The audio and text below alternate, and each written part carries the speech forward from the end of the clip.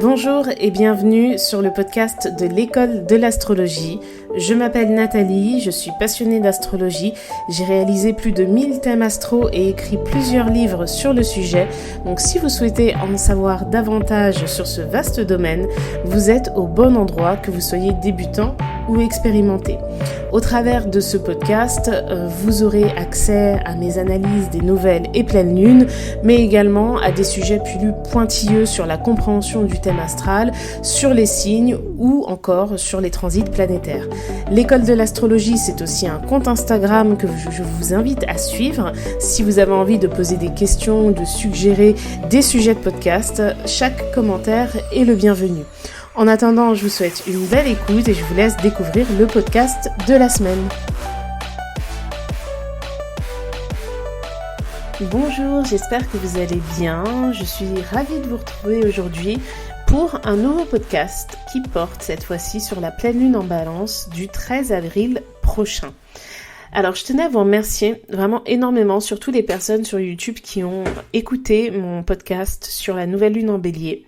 Et j'espère qu'il vous a aidé à prendre le nouveau départ que vous souhaitiez. C'était vraiment quelque chose d'important, je pense. Alors au moment où sort ce podcast sur la pleine lune en Balance, elle n'a pas encore lieu, bien évidemment. Je sors toujours le podcast concernant la phase lunaire à peu près 10 jours avant. Donc on est toujours dans une période de lune croissante, c'est-à-dire que ça dure jusqu'à la pleine lune, et après la pleine lune, la lune est descendante. Donc ça reste toujours une période pour entreprendre quelque chose de nouveau. Donc n'hésitez pas, si vous n'avez pas pu faire vos vœux ou si vous avez l'impression d'avoir loupé le coche, moi je conseille pas du tout d'attendre la prochaine nouvelle lune. Si vous pouvez entreprendre ce que vous souhaitez, faites-le dès que vous le pouvez. Donc c'est vrai que pour les personnes qui m'écoutent depuis longtemps, vous savez sans doute que j'aime bien vous dire quand une pleine lune est particulièrement importante. Et à mon sens, celle-ci, elle est vraiment spéciale. Pourquoi ? Parce que déjà, cette pleine lune en Balance, elle intervient dans la lunaison Bélier, qui est la première lunaison de l'année. Mais cette nouvelle lune en Bélier du 29 mars, elle s'est produite juste avant que Neptune, la planète des rêves, de la spiritualité, mais aussi des illusions, décide justement d'entrer en Bélier.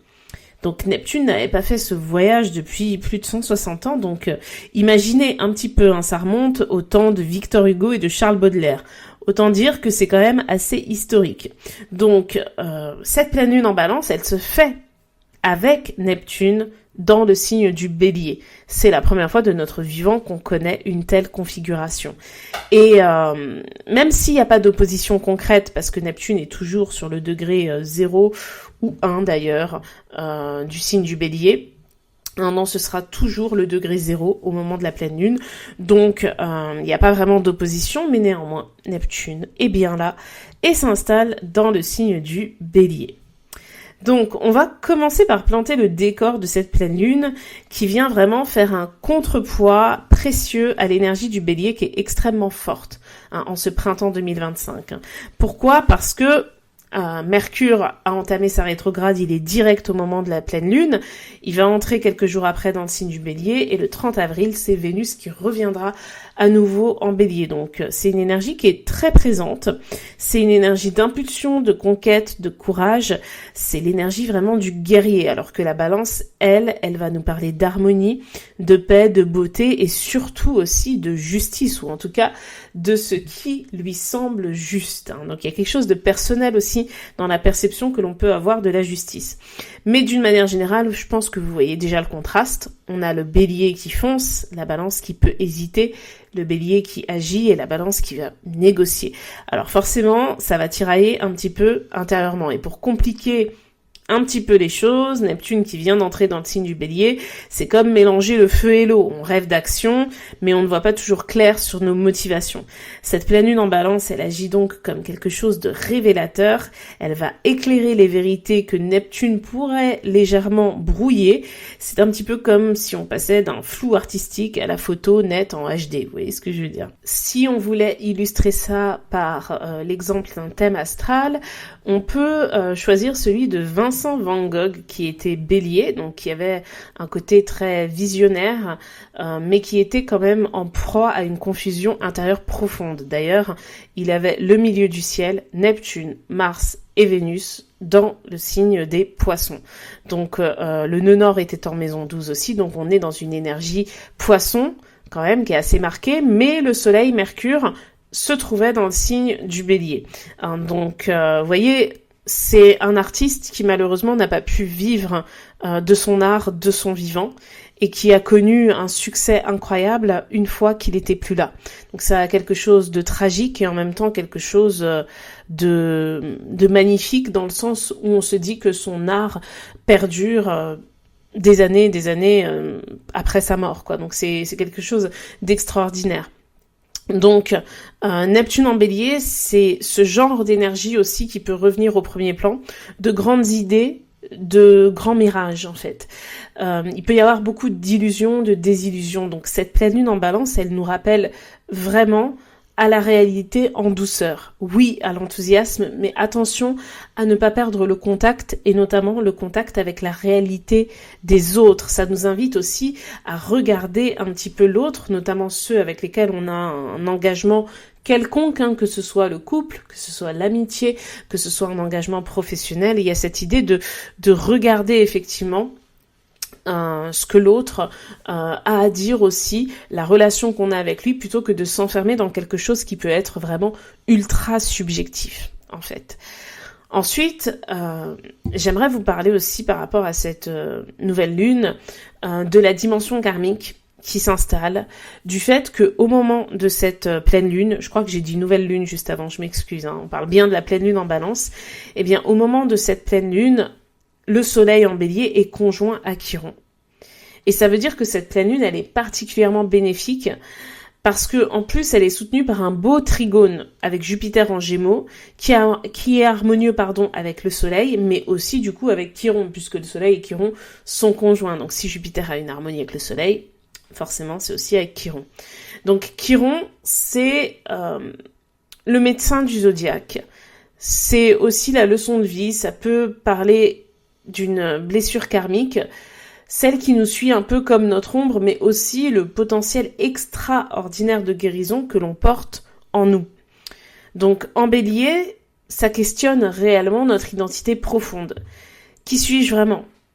Qu'ai-je envie de défendre dans ma vie ? Et surtout, est-ce que je suis capable d'être moi-même sans craindre le jugement ? Et là, la notion de balance est présente parce que la balance, c'est un signe qui peut avoir tendance à porter énormément d'attention à ce que les autres vont penser d'elle, là où le bélier ne cherche pas forcément cette reconnaissance chez les autres. Donc là, l'intérêt à l'autre, il peut aussi dévier sur quelque chose qui empêche d'avancer ou alors qui nous amène à avancer pour les autres. Et c'est pas du tout le but de cette pleine lune. Le but, c'est de trouver l'équilibre. Et comme cette pleine lune en balance, elle est face au soleil, ça c'est normal comme toutes les pleines lunes, mais aussi face à Chiron, la question du karma, elle se pose. Et quand on parle du karma en astrologie, ça ne signifie pas simplement que nos actes nous reviennent façon boomerang en fait. C'est beaucoup plus subtil que ça. Le karma, il nous pousse à revivre certains schémas, parfois même certaines histoires. Ça veut pas dire qu'il faut vraiment se replonger dans une histoire, se remettre avec son ex, etc. C'est peut-être tout simplement refaire un travail psychologique dessus, jusqu'à ce que nous en comprenions profondément le sens, pour ensuite pouvoir nous libérer. Et en plus de Chiron, qui est déjà installé en bélier quand même depuis un certain temps, maintenant on a Neptune. Et comme je vous le disais, c'est un événement rare et majeur. La dernière fois que Neptune est passé en bélier, c'était au milieu du 19e siècle, à une époque qui était marquée par des idéaux révolutionnaires forts, mais aussi par de grandes illusions collectives. Donc on est face à une énergie qui est à la fois exaltante et perturbante vis-à-vis de Neptune en bélier. Il va stimuler notre désir profond de changement radical, mais en même temps brouiller notre discernement. Donc je trouve que c'est exactement là où la présence de Chiron prend toute sa dimension, parce que Chiron, c'est le guérisseur, mais c'est le guérisseur qui est blessé. Donc ici, il va questionner notre identité profonde. Il réveille des blessures karmiques liées au sentiment de ne pas être assez. Tout ça, ça peut nous amener à sans cesse vouloir prouver notre valeur, vraiment. Et avec cette pleine lune en balance, la lumière, elle est précisément mise, je trouve, sur ces blessures identitaires pour que nous puissions les guérir par le biais des relations que nous entretenons. Donc, Chiron, vous savez, dans la méthode de Roland Legrand, c'est une planète qui est associée à la Vierge. Et ici, je trouve que le symbolisme, c'est de faire le ménage dans ses engagements relationnels. Ça ne veut pas dire qu'il faut virer tout le monde, mais peut-être qu'il faut s'éloigner d'une personne. Peut-être qu'il faut se rapprocher aussi d'une personne, qu'il faut faire revivre à une relation quelque chose de plus sain, par exemple. Vous voyez ce que je veux dire? Donc c'est pas forcément la notion de rupture, on n'est pas avec un Pluton dissonant qui invite à tout dissoudre, mais on est dans une énergie qui invite à se questionner. Et en faisant ce travail-là, vous pouvez mieux comprendre pourquoi certaines situations ou certaines personnes reviennent constamment dans votre vie. C'est pour nous permettre d'apprendre quelque chose sur nous-mêmes. Si on prend le thème, par exemple, de Frida Kahlo, qui est née avec un Chiron en maison 6 dans le signe du Verseau. Okay, c'est vraiment symbolique d'un art, parce que l'art était son quotidien, avec son ascendant Lion, d'un art qui est marqué par l'expression et la transformation d'une douleur identitaire quand même assez profonde. Il y a une manière originale avec le Verseau de faire sa thérapie par rapport à cela. Elle a transformé cette blessure personnelle en puissance créatrice. D'ailleurs, le Verseau, c'est le signe qui est opposé au Lion. Et dans chaque signe opposé, il y a un peu de l'autre. Donc dans chaque Verseau, il y a un lion qui sommeille. Et ça en fait une énergie qui peut être très créative et qui peut même vouloir exprimer sa créativité face au collectif. Donc c'est exactement, d'une certaine manière, ce que Chiron en Bélier nous invite à faire, reconnaître notre vulnérabilité, non comme une faiblesse, mais comme une source immense d'authenticité, de force, et puis de trampoline pour pouvoir s'élever, en fait, si je puis dire. Et puis, par rapport à tout ça, comme si c'était pas assez fort, si je puis dire, il faut savoir que le 25 mai prochain, on a Saturne, qui est une planète profondément karmique, qui va entrer en Bélier. Donc là, au moment de cette pleine lune, elle s'approche tout doucement du signe du Bélier. Et Saturne symbolise vraiment ce que nous devons apprendre, ce que nous devons structurer, accepter, mais aussi les responsabilités karmiques que nous avons face à nous-mêmes. Donc en entrant dans le signe du Bélier, Saturne va nous confronter vraiment directement à la conséquence de nos actions individuelles. Donc est-ce qu'on est vraiment aligné à notre identité profonde ? Cette pleine lune en Balance va mettre la lumière sur tout ça, parce que notre identité profonde, elle joue sur l'engagement qu'on a aussi avec les autres. Donc ici, on est vraiment sur une pleine lune qui va réveiller l'axe moi-nous, quoi. Donc Saturne en Bélier, c'est pas tout de suite, mais Neptune, il est déjà en Bélier, il va y avoir une conjonction Saturne-Neptune dans ce signe qui sera très importante. Donc pour moi, ça signifie vraiment que cette pleine lune, c'est vraiment un appel puissant à assumer pleinement notre vérité intérieure pour pouvoir s'engager sereinement, sainement avec l'autre. Donc on va être, je pense, invités, chacun à notre manière, à guérir les blessures reliées à l'estime que l'on se porte et à lever les voiles sur nos illusions. De toute façon, ça c'est le thème de l'année, avec Neptune qui arrive en Bélier, qui va retourner en Poisson en octobre, je crois, et qui va re-rentrer en Bélier le 26 janvier prochain. On est clairement dans une année où les masques tombent, voire les illusions. Enfin, c'est la concrétisation de la fin de Saturne en Poisson, tout ce qui est en train de se passer. D'ailleurs, Saturne, je parle du fait qu'il va entrer en Bélier, mais lui aussi va rétrograder et retourner en Poisson à la fin de l'année. Donc, c'est une période quand même assez karmique, c'est la pleine lune qui se déroule après cette période des éclipses, qui n'est pas là pour nous punir ou pour nous retenir prisonniers du passé, puisqu'on est dans des énergies feu et air. Ça nous offre plutôt la chance assez exceptionnelle de nous libérer en faisant enfin face à nous-mêmes. C'est un grand nettoyage cosmique intérieur, si je puis dire. Ça va très bien avec le nettoyage de printemps, donc c'est le bon moment. Donc le mantra, alors c'est pas vraiment un mantra, c'est plutôt une phrase qui pourrait être la phrase phare de cette pleine lune, ça serait « Il est vraiment temps d'être pleinement soi-même, sans excuses, sans masque et sans faux semblants. Il est temps de s'aimer tel que nous sommes, avec nos blessures, nos cicatrices et surtout avec notre capacité incroyable à guérir et à grandir. » Donc c'est pour ça que cette dimension karmique, elle est très importante, je trouve, avec le soleil conjoint à Chiron, au moment de cette pleine lune, parce que si la lune est pleine, c'est que le soleil l'éclaire, pardon. Donc l'énergie solaire, elle est très importante au moment de cette pleine lune, et comme elle est conjointe à Chiron, avec l'arrivée de Neptune, puis en mai de Saturne en Bélier, ça nous prépare vraiment à vivre, à mon sens en tout cas, une renaissance profonde. Mais pour renaître, il faut d'abord accepter de regarder en face ce que l'on a longtemps évité. Et je pense que c'est important, et c'est l'équilibre qui est aussi à trouver entre ce qu'on a accompli et ce qu'on doit revoir, entre ce que l'on veut faire et ce qu'on est capable de faire, en tout cas dans l'instant. Le Bélier, c'est un signe qui indique quand même une direction, hein. Vous savez, dans le thème astral, l'ascendant, c'est la pointe de la maison 1, et la maison 1 est associée au signe du Bélier. Donc l'ascendant, il est représenté par une flèche, donc le début de la maison associée à cette énergie, c'est une flèche, et une flèche, c'est une direction. Ça peut faire un petit peu écho au 3e signe de feu, qui est le Sagittaire d'ailleurs. Donc je trouve que la dimension karmique, elle est très importante. Mais en même temps, il y a aussi autre chose qui est assez important, c'est la présence de Mercure, de Vénus, de Saturne et du nœud nord dans le signe des Poissons. Donc là aussi, déjà dans l'énergie Poisson, on est dans une dimension karmique, avec le nœud nord en plus. Mais là, il y a aussi Vénus rétrograde, Saturne et Mercure. Donc on dirait presque que c'est une réunion de famille où tout le monde vient régler ses comptes, mais avec douceur, avec nostalgie, avec profondeur. Donc il y a l'idée de faire aussi un bilan affectif, relationnel, spirituel et surtout un bilan humain. Donc avec Vénus rétrograde, c'est toujours la période où l'amour nous demande de regarder un petit peu en arrière. Ça réactive des souvenirs reliés à nos anciennes relations, mais aussi à nos anciennes dépenses. J'insiste parce qu'on a tendance à associer Vénus uniquement à la vie sentimentale, mais Vénus, c'est l'astre du Taureau, et le Taureau, il parle des valeurs, il parle de la sécurité et du matériel. Donc Vénus, elle représente aussi tout ça. Donc, Vénus rétrograde en Poisson pousse encore plus loin que le travail intérieur à faire sur la vie sentimentale.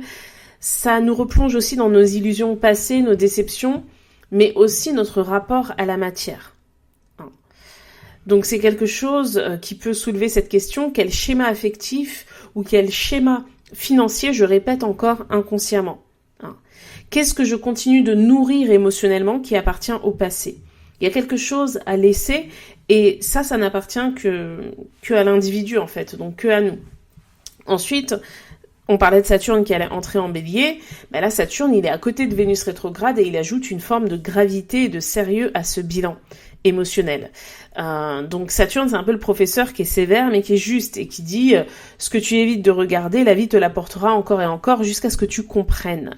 Donc dans le signe des Poissons, il vient vraiment préciser de nous demander de faire le tri dans ce qui révèle de l'amour authentique et de ce qui appartient un petit peu à nos illusions. En fait, nos illusions romantiques, mais aussi nos illusions financières. J'insiste sur ce point parce que Vénus, c'est vraiment pas que l'amour.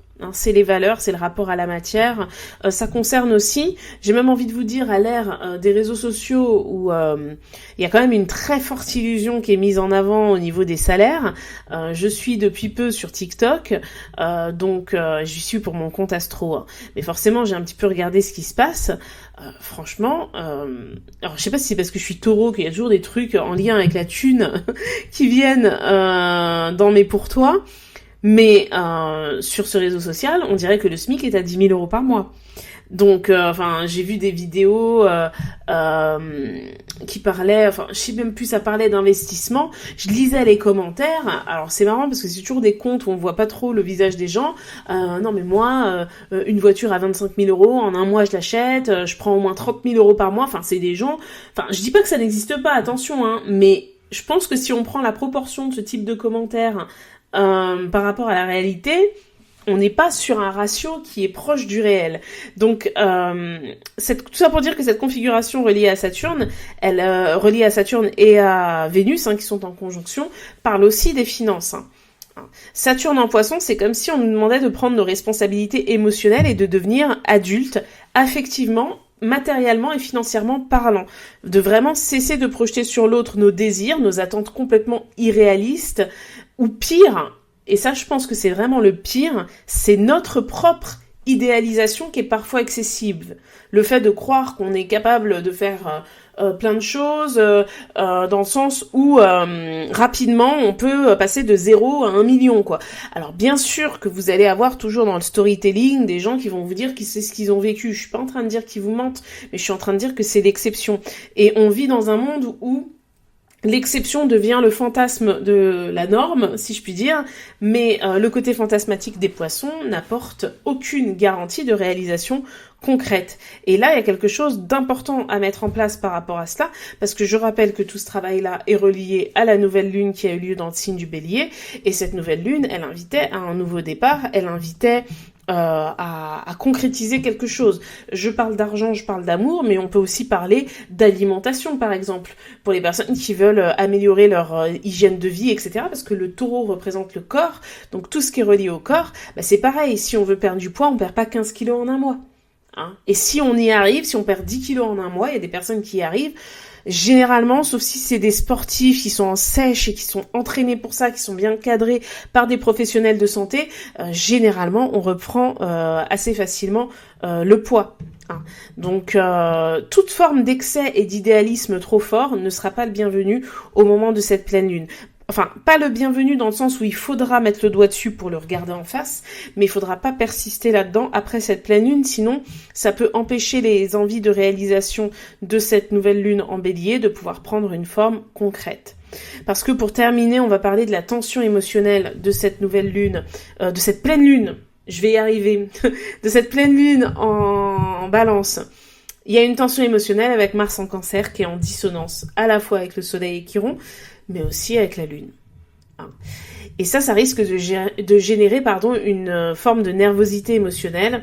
Mars en Cancer, c'est vraiment l'énergie du guerrier qui boude. Donc, on risque d'être un petit peu susceptible et de réagir au quart de tour, voire même pour certaines personnes de s'enfermer dans un silence. On est dans une énergie balance avec la Lune, donc le but c'est quand même de trouver de l'harmonie, de l'équilibre, et ça peut amener un lien à l'autre. Alors ça veut pas dire qu'il faut parler de tous ces problèmes à tout le monde, mais Mars en Cancer indique que il peut y avoir le fait d'être touché émotionnellement parlant, et c'est pas quelque chose qui va durer vraiment longtemps parce que la pleine lune elle a lieu le 13 avril et le 18 avril on a Mars qui entre en Lion. Et là, ça peut être le retour du charisme et du trop plein de confiance. Avoir confiance en soi, c'est très bien, mais il ne faut pas que cette confiance tombe dans le fantasme. J'insiste vraiment, pour moi, il y a cette notion de bilan émotionnel et karmique. Le nœud nord en Poisson indique justement la direction spirituelle. Donc, il s'agit clairement d'évoluer en profondeur vers une forme d'amour qui peut être plus universelle, mais surtout plus mature, parce qu'il y a Saturne, et plus empathique et plus logique par rapport à ce à quoi vous aspirez. Et ça, il y a Mercure aussi qui est en Poisson, et Mercure, c'est la logique. Donc, le nœud nord, il nous encourage vraiment à être honnête et tendre avec nous-mêmes. Est-ce qu'on est vraiment aligné spirituellement et émotionnellement avec nos choix de vie ? Est-ce que on vit nos relations dans un esprit de compassion ? Ou alors est-ce qu'on est encore prisonnier de peur ou de jugement ? C'est des questions qu'il va falloir se poser, et c'est le bon moment pour se les poser. Ce qui compte, c'est pas... Enfin, bien sûr que les réponses, elles vont compter pour savoir comment aiguiller le tir dans votre vie, mais je veux dire, il n'y a pas de mauvaise réponse. C'est dresser un constat. Vraiment, c'est ça que on est invité à faire.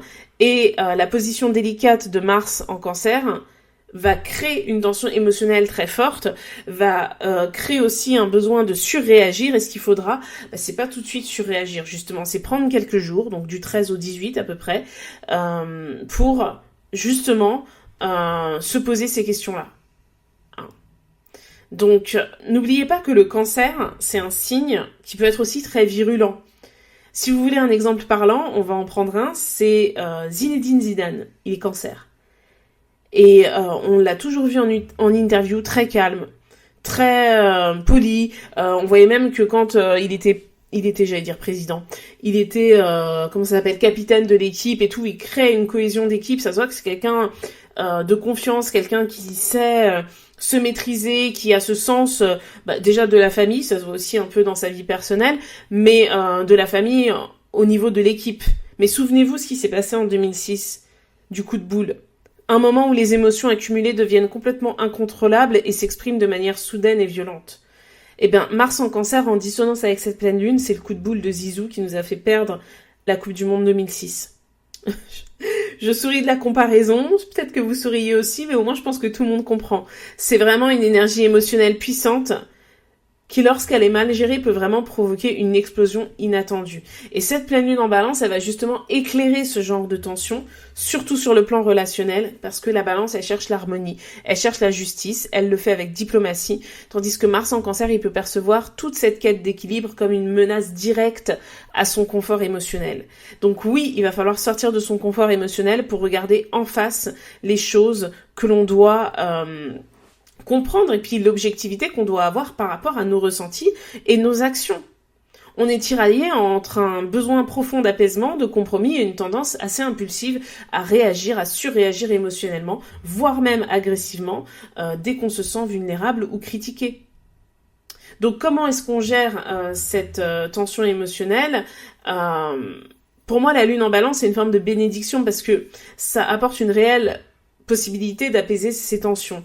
Donc les conseils que je donnerais, c'est ne pas tout prendre personnellement, ça doit vous rappeler un des accords Toltec, exprimer clairement les besoins émotionnels au lieu de réagir avec colère ou impulsivité. Il est vraiment important d'exprimer cela. Et attention vraiment aux vieux ressentiments. En plus, Mars en Cancer, il est en harmonie avec Vénus qui est toujours rétrograde au moment de la pleine lune. Donc c'est une période qui peut réactiver de vieilles histoires familiales ou des blessures anciennes. Donc, pour moi, c'est vraiment une période de pardon, dans le sens où il y a une prise de distance constructive à faire avec ces souvenirs difficiles. C'est pas du tout une bonne période pour vous parasiter l'esprit avec des histoires qui sont plus au goût du jour et qui vont juste vous faire tomber soit dans la nostalgie, soit dans les regrets, soit dans les remords. Franchement... et qui ne pourront même pas avoir de solution. Vraiment, pensez à quelqu'un, un ex que vous voyez même plus, vous savez même pas ce qu'il devient, j'aurais dû lui dire si, pourquoi ça s'est passé comme ça. Enfin, vraiment, ne vous torturez pas l'esprit avec ça. L'idée, c'est de vraiment regarder en face des choses qui apportent un inconfort émotionnel, mais pour pouvoir le résoudre. Donc oui, ça peut être relié au passé, mais que si il y a une possibilité de résoudre ça dans le présent et que ça va vous apporter quelque chose. Si c'est juste pour ruminer des choses, ça servira juste à vous faire perdre du temps et de l'énergie, quoi. Donc ce serait dommage. Donc on rappelle que à partir du 18 avril, Mars qui quitte le Cancer pour entrer en Lion, chose qui s'était déjà faite l'année dernière, parce qu'il y a eu une rétrograde de Mars jusqu'en Cancer, etc. Et là, c'est un petit peu la fierté retrouvée, le charisme, etc. Et en attendant ce changement d'énergie, profitons de cette période pour nettoyer les blessures émotionnelles profondes qui nous empêchent vraiment d'être pleinement épanouis, tout simplement. Donc cette pleine lune en Balance, si elle enseigne une chose, c'est bien l'art délicat de l'équilibre, apprendre à défendre notre sensibilité mais sans la laisser nous déborder, apprendre à agir mais sans blesser, et surtout apprendre aussi à aimer et à s'aimer sans craindre notre vulnérabilité en fait. Donc voilà, écoutez, j'espère que ce podcast vous a plu. J'ai essayé de faire un petit peu différemment en agrémentant de thèmes de personnes célèbres, en parlant un petit peu parfois parce que je trouvais que c'était assez parlant. N'hésitez pas à me dire ce que vous en avez pensé. En tout cas, je vous souhaite au moment de cette pleine lune, quand vous réécouterez ce podcast, j'imagine, une excellente pleine lune dans le signe de la Balance. Et moi je vous dis à bientôt pour un prochain podcast.